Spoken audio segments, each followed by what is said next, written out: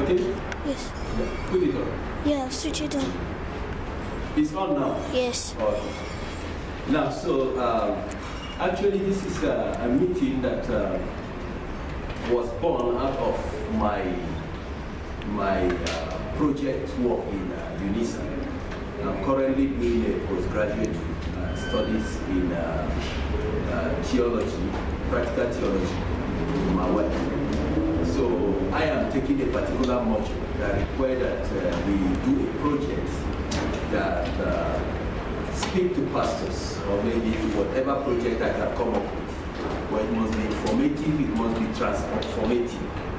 And that is why this project comes to. So the module I'm doing is called decoloniality.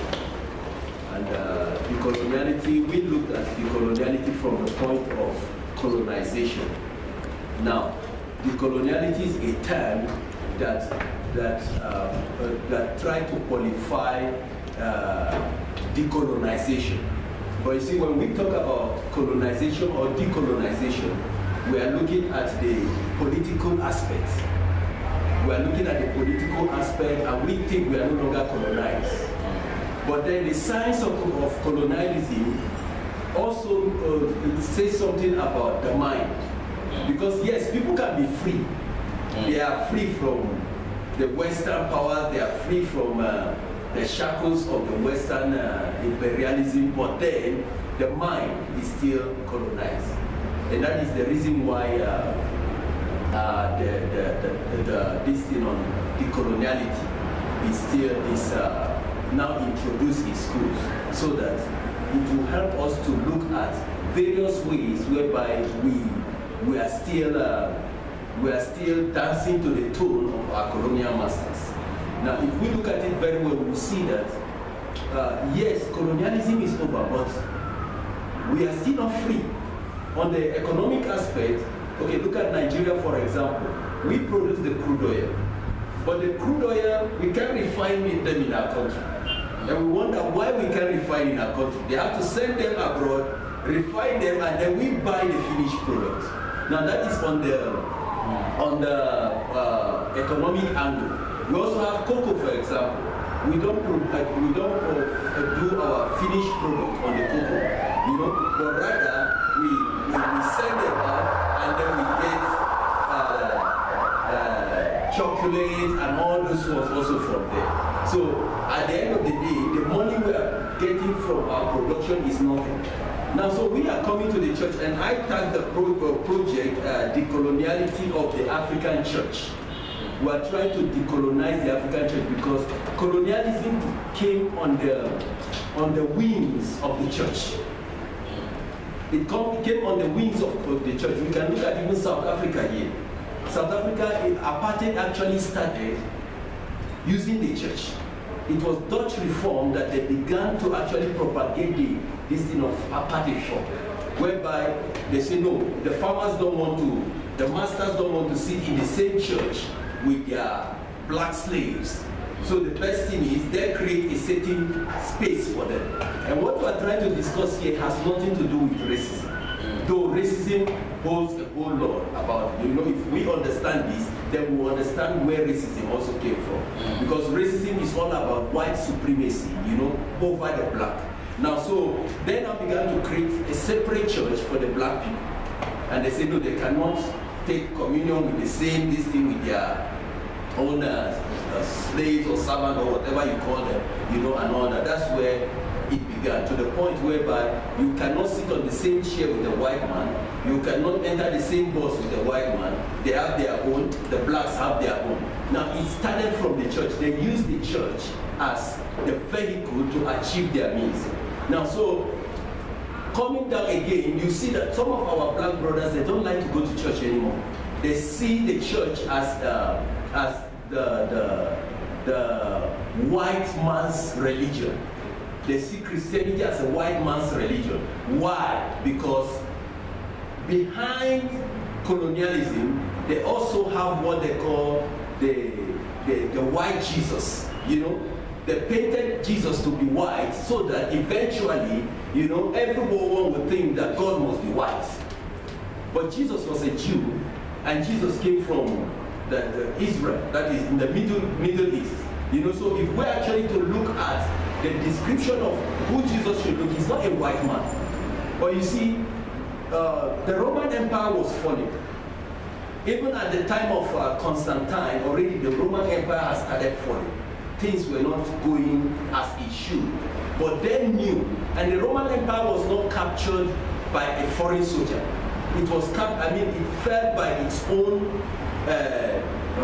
moral decay. You know, they were into all this kind of what do you call it,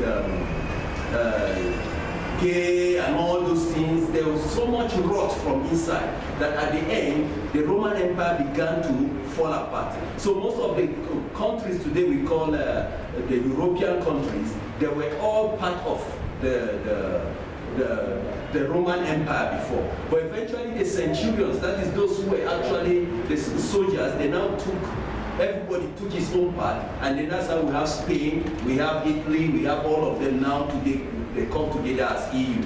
Now, but Roman Empire was falling, and they knew their vision was to capture the world. And the only way they can capture the world, now this is not documented, these are things that we have to call research. You're researching. You know, research is a progressive work. You know, now they know that they're falling. Sir? It's not documented, but it's a reference. It's, you know, we are discussing now. It's out of what do you call it? Mind, what do you call it? Brainstorm. You know, between, and when you look at all that. It doesn't include a fact. A fact. Yes.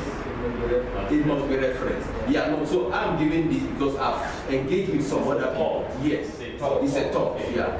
And with also some of the things I've consulted, some works that other people have done, it now tally with my thoughts, and that's why I'm presenting it as my own paper.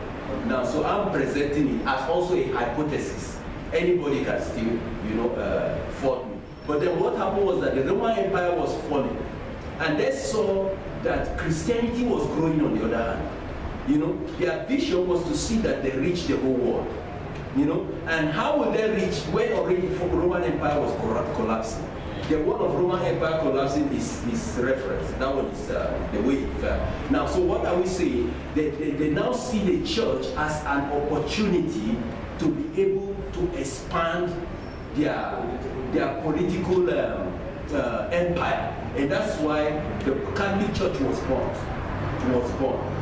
Now, if you look at every place Catholic Church is more of an embassy of the Vatican City, because they have their own country. Now, so it became the marriage between the state and the church. Now, so that is why our people say that, oh, they came with the Bible and took our land. And no matter what you say today, there are certain people you can never preach to make them, to distance the religion from politics. Because they see the white man as, he used the Bible to come and take our land. You can't fault them. That's why so many people look at Christianity as the religion of the white, which is not helping us. Like in America, they have this organization they call Nation of Islam. Right now, it's being headed by a man called Louis Farrakhan. That was the person that started it was Elijah Farah, and then followed by Elijah Mohammed, then Louis Farrakhan. Out of that, we also have Malcolm X, if you have heard of Malcolm X. Now, they were pushing this black awareness thing. They were trying to make sure that black people get to discover themselves. But then they now see Christianity as an enemy, because they also see it as the white man's religion.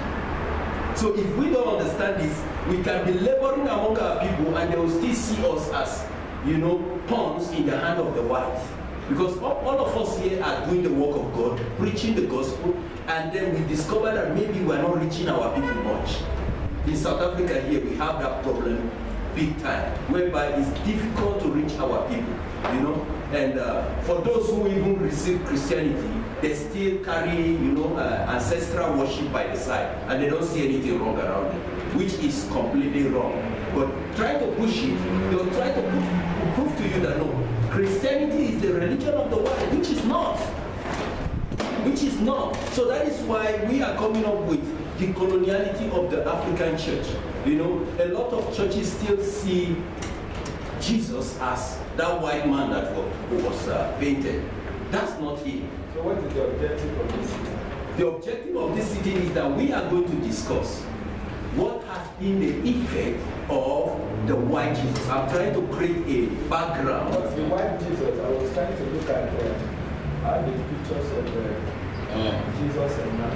Yes. And the final conclusion was that this recent picture has actually a picture after many cultures have come up with Jesus. So they say I agree that apart from this one that the white that each the picture of Israel being influenced by the cultural thinking of the people that accept Christianity. Okay, so that is a Caucasian, that is a white man. You know, because I was talking about the Roman. Now the Roman wants something that will look appealing to their own people. They also want to use it as a way to promote their agenda, you know. So getting a white man makes more sense, you know, because if it's a black man that they put there as Jesus, believe me, the followership will be low, especially from the white perspective. Up to today, America is still fighting racial issues. We have the KKK in America that are the white supremacists. They don't want to see anything black. Now, yes. So chiefly the European, then if that is the original intention, then that means the intention is actually not to use the white Jesus to colonize Africa. To colonize Africa. Africa. If the intention is to make it appealing to the whites. And also to remain the superior, to have it as a supremacy. You know, if they are trying to project white supremacy, that means the white man is superior to the black man. So just to influence the white. To influence the white, not only to influence the white, but also to... Because now if the black refuse to accept the white Jesus, what is the implication of the white?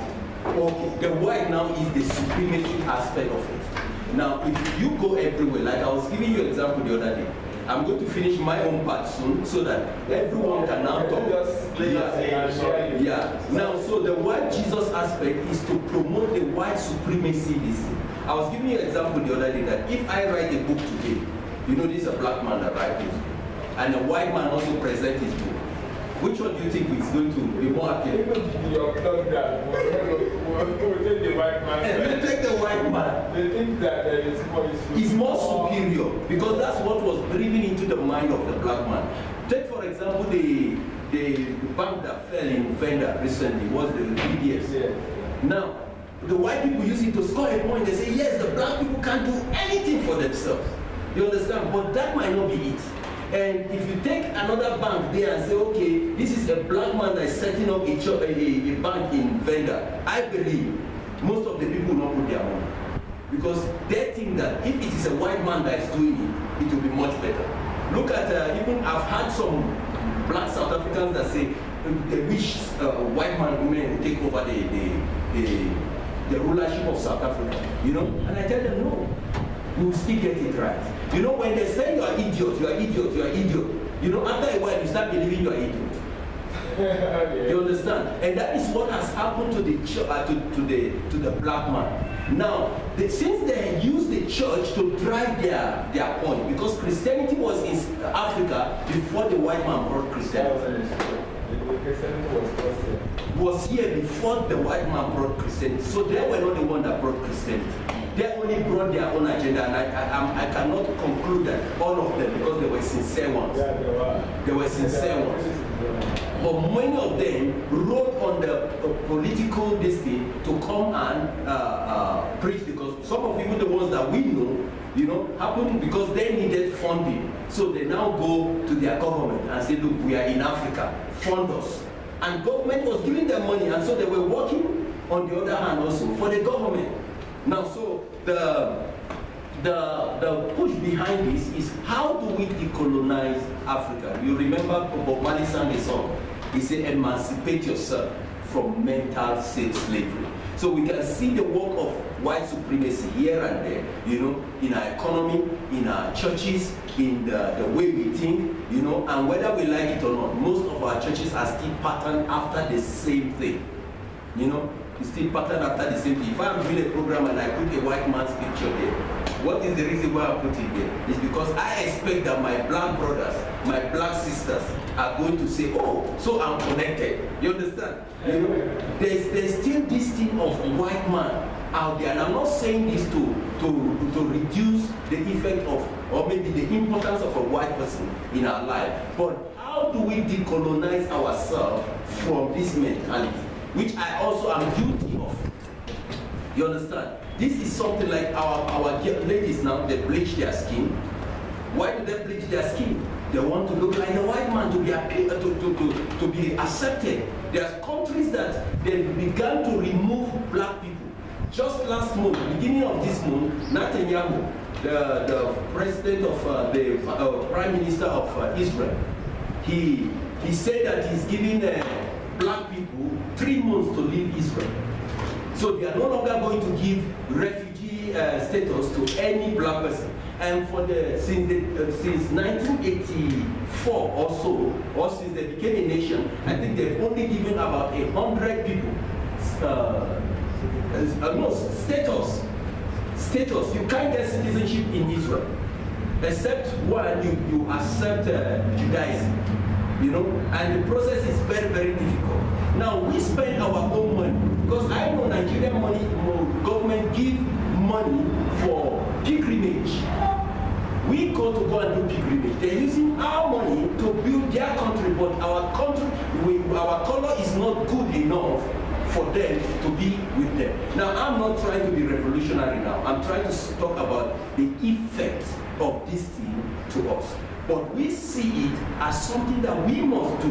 If we don't do, anybody that has a little boost, see that, oh, when I go abroad, when I do this, suddenly, you know, I become more superior than even my own brothers back home. Now I'm trying to point at some of the effect of this white Jesus. Now the second thing that we're looking at also is the church entirely. How does the church, you know, take its own place? We don't have our own curriculum. Most of our churches don't have. You're welcome. Thank you. Most of our churches don't have its own curriculum. If you have a Bible school, most of the curriculums are the ones that are drafted from the Western world, and we're using it to teach our own people. So if we want to actually be decolonized, we want to be what I call decoloniality. That's in the mind. Then what do? We have to begin to do something about what we are feeding our people with. If we are feeding our people with the white man's material, then definitely we are still continuing with the same, you know, coloniality. Yeah. White man material that we have. That you think is fueling. Is still further fueling. I'll give you an example. That even the Bible we have today have been tampered with. No, I'll give you a point now, and you check even your Bible and see. If you look at Romans chapter 8, verse 1, you will see that in King James Version, which was the original version, it was written, therefore there's therefore now no condemnation for those who are in Christ Jesus, who walk not after the flesh, but after the Spirit. Now check some of the NIV versions we have today. Yeah, some of the versions are trying to make easy to read. For example, I use easy to read for some of my daily messages there. Yes, sir. Because I love the way it comes. Well, I'm trying to tell you the look at some verses you don't like to read as okay, sir. It's of a colonial issue. No, it's not. No, sir. I'm coming. Now, what I'm trying to say here is that if you read those ones, especially the newer versions, you will see that they are pushing out another kind of gospel, which supports this grace preaching that we are talking about. For New Age, for New Age and all that. I don't think those songs can be better for colonialism. But New Age, is it not the colonial? No, it's about the fact that humanism is trying to preach that you are a god. You don't need any other God. We must be careful with that. Okay, but that is Babylonian. That is the Babylonian.